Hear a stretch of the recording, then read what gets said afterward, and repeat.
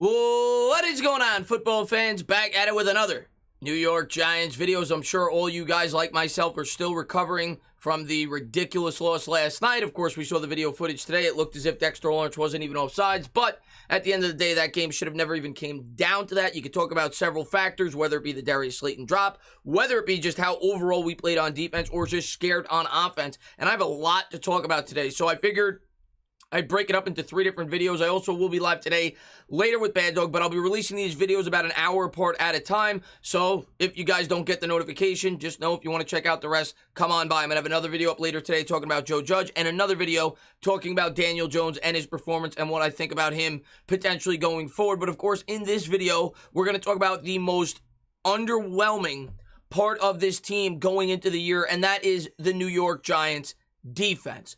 Last year, that was our calling card. Going into the year, we were all super excited about this defense and the steps that we thought it could take going into this season, especially with what we thought would be an improved offense, because an improved offense should only help a defense. Now, is it very possible that we overrated this defense? Well, yeah, 100%. Right now, I and many others that were very high on this defense look like fools, and I'm going to look back at last year, and I'm going to tell you some reasons as to why we were probably higher on this defense than we should have been. We also, of course, lost Dalvin Tomlinson. Dalvin Tomlinson was a guy that I thought was somewhat replaceable, and I knew they were going to have to either let Leonard Williams or Dalvin Tomlinson go. Now, if we kept Dalvin Tomlinson and let Leonard Williams go, Dalvin Tomlinson maybe wouldn't have looked as good either. They probably helped one another, but regardless, losing one piece of that defensive line, you have definitely seen the impact that it has made, especially in that first game when Danny Shelton missed that key tackle. Our interior pressure in the first game was decent, but I definitely think he is missed. James Bradbury just doesn't look like the same player right now. And maybe some of it has to do with the play calling by Patrick Graham. I'm sure that has something to do with it. Maybe some of it has to do with that he's gone up against very talented wide receivers, but he went up against talented wide receivers last year. But to be fair, he didn't go up against very talented quarterbacks, and we'll get into that throughout this video. But last night, yes, Bradbury made a phenomenal play, and it should have won us the game. No doubt about it. But outside of that, the other 118 minutes of football, Bradbury's been god-awful. Terry McLaurin undressed him last night. I think he gave up 6 out of 7 potential pass opportunities in his first game against the Denver Broncos in coverage. He was a big reason why this defense was as good as it was last year. Leonard Williams has been a disaster. He has not even come close to living up to that contract. Yes, he got some decent interior pressure in the first game, and he probably should have been credited with a half sack, which wasn't given to him, but he has not been getting the job done. And yes, we could absolutely point to Patrick Graham, and he is at as much fault as anybody. When you get as much credit as Graham did last year, rightfully so, you have to get just as much blame when the defense is not performing. And going into the year, we expected this defense to carry the offense. And if this defense was even doing half of what we expected going into the year, we'd at least be 1-1, and we would have had a much better chance to win that Denver game, because you have to figure the offense would look better if the defense was able to create some turnovers. We have not been able to create any. We've only created 2 turnovers so far this year, and we've given up 575 passing yards. 575 passing yards, nearly 300 passing yards a game against Teddy Bridgewater, who played very good. Gonna tip my cap. And Tyler Heineke. You're talking about a backup quarterback. You're talking about a guy who was a 3rd-string quarterback last year. Those guys went up against what we thought could be a top 10 defense this year and completely undressed us and embarrassed us. The New York Giants last night gave up a 75-yard drive on 2 plays with the game on the line. And Joe Judge, and we're going to talk about him in another video, put his faith in his defense to close out that game. How in the world could you have faith in this defense right now with the way that they've come out? And I didn't understand it after week 1. Everybody's venom was at Jason Garrett. And by no means do I think Jason Garrett's a perfect play caller, but this defense has been by far the biggest deciding factor why the New York Giants are 0-2 right now. And if this defense does not start to turn it around, this is going to be a long season for the New York Giants. Now, the good news is I think they can turn it around. I'm not telling you they're going to be great this year, because I'm starting to lose hope with that, but I don't think they're as bad as they've shown. We definitely have some talent on this defense, but they have to play much better. When you look around at this defense, name me a player that's given an A-plus effort in 2 straight games. Logan Ryan looked good the first game. Didn't really say his name much last night. Adoree Jackson played well last night. Didn't play so well in the first game. Bradbury, like I said, has been relatively non-existent. Martinez has been, he's been active, but he's had some key missed tackles. Crowder got cooked in coverage against J.D. McKissick. I could go down the list, baby. Leonard Williams not getting much pressure up the middle. Dexter Lawrence, of course, with the offsides penalty that probably shouldn't have been offsides, but he's been underwhelming as well. Haven't said his name that much. Jabril Peppers only played about 40% of the snaps the first game because he got lost in coverage. You go down the list. None of these guys have put forth a great effort for 2 straight games. This defense has been pitiful. And we're going to jump into just how bad it's been with some statistical evidence and talk about why I myself and many others probably thought higher about them than they should have. First, we're going to look at the quarterbacks from last year. I'm not going to pull that up. I'm just going to read off the list of who we went up against. And that definitely could have been a big contributing factor. The other thing was, going into the year last year, the New York Giants defense was second in red zone defense, and that looks as if it's probably unsustainable. We took a bend but don't break approach, and we were able to keep opponents out of the red zone. Now, some of the quarterbacks we went up against probably assisted in that high of a number, but it needs to get much better this year. We need to get much better, and the Giants right now have not been getting home with the blitz. We'll talk about that as well. These are the quarterbacks they went up against. Ben Roethlisberger, still a decent quarterback, definitely no better than average. Mitch Trubisky, who's now a backup. Nick Mullins, who might as well be flipping pizzas. Jared Goff, who's close to being a backup with the Detroit Lions. The Rams couldn't wait to get rid of him. Andy Dalton twice, who's on his way to being a backup, and he's been a backup for the last couple of years. Obviously only played because Dak went down in the first half of that game. Kyle Allen, who's a backup. Carson Wentz 2 times, who was the worst quarterback in football last year. Alex Smith, who's now retired and was playing on one leg last year, in which I think he threw for over 300 yards against the Giants. Russell Wilson, who, of course, the Giants had a signature game against, and that's when we really bought into this defense. Tom Brady, Kyler Murray, Lamar Jackson, and Baker Mayfield. So when you really look at that list, they played 5 really good quarterbacks. Kyler Murray definitely hard to guard against. Say the same thing for Jackson. Mayfield is good. I wouldn't say very good, but good. And Brady and Wilson, of course, top of the league. 2 top 5 quarterbacks. But outside of that, you were looking at either average to very below average quarterback play last year. And I think that definitely assisted in the New York Giants defensive numbers last year, and we're going to get into exactly where they ranked. In terms of the quarterback knockdown percentage, this year as opposed to last year. Last year, the New York Giants were among tops in the league in all 3 of these statistics I'm about to read off to you. So far through 2 games, the New York Giants quarterback knockdown percentage is at 3.7%. And we're not talking about going up against high-flying offenses. We're talking about going up against teams whose strength was perceived to be the defense. 3.7%. Last year, it was nearly triple that at 11.1%. Actually, I think that's exactly triple that at 11.1%, and it ranked near top 5 in the league. The 3.7% mark is near the bottom 5 in the league. Quarterback pressure percentage, they cut it in half. Last year, it was this year, it's 11.1%. Again, near the bottom of the league. Last year, it was 25.5%.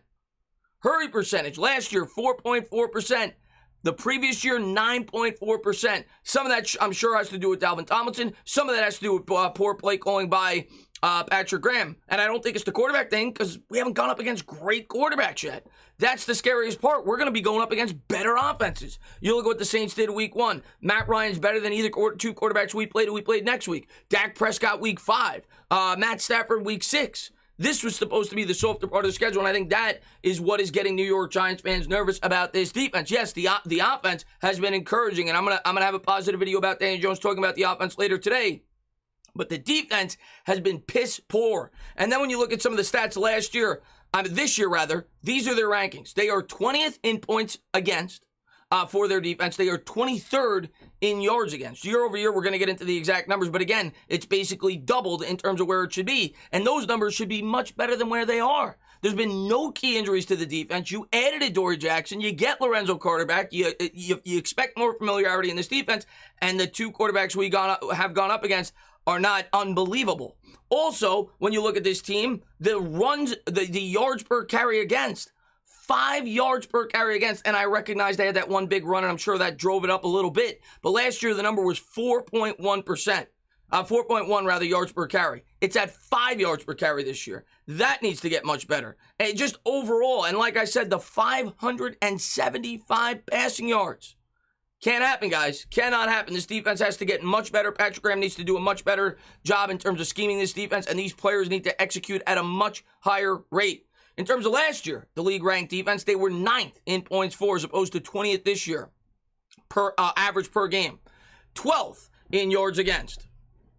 You know, we've given up 53 points against these two teams the first 2 weeks. Cannot happen, man. We were near top 10 in both of those categories last year. The yards per average against the run, like I said, was 4.1. We were a much better defense, and of course, we were second in the red zone. If you look at that number all the way to the bottom right there, that number 2, we were 31st on offense, but we were second on defense in the red zone. So we did a great job of keeping opposing quarterbacks and offenses out of the end zone last year and holding them to field goals. We took a bend but don't break approach, and I think last night Graham tried to do that more. Our blitz percentage going into that game was 44%.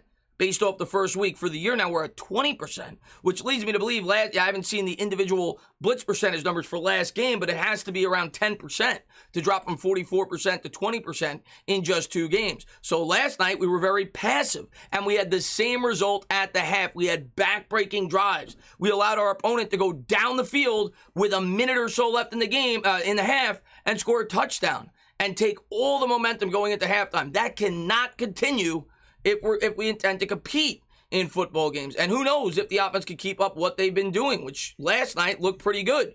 In terms of the penalties, and I'm going to speak more about this when I speak about Joe Judge, because he talks about discipline and blah, blah, blah, blah, blah. But I want to talk about the defensive penalties, only the defensive penalties. I'm not going to talk about the offensive penalties because this video is about the defense. Last year, the New York Giants committed, I got the numbers right here. Last year, the New York Giants committed 2 roughing the passer penalties all year. 2. This year, they've already committed 1 in 2 games. In 16 games, they committed 2. Last year, they committed 6 unnecessary roughness penalties all year. This year, they've already committed 2. All right, so they're already a third of the way there in just 2 games. Last year, they had 5 defensive pass interference penalties.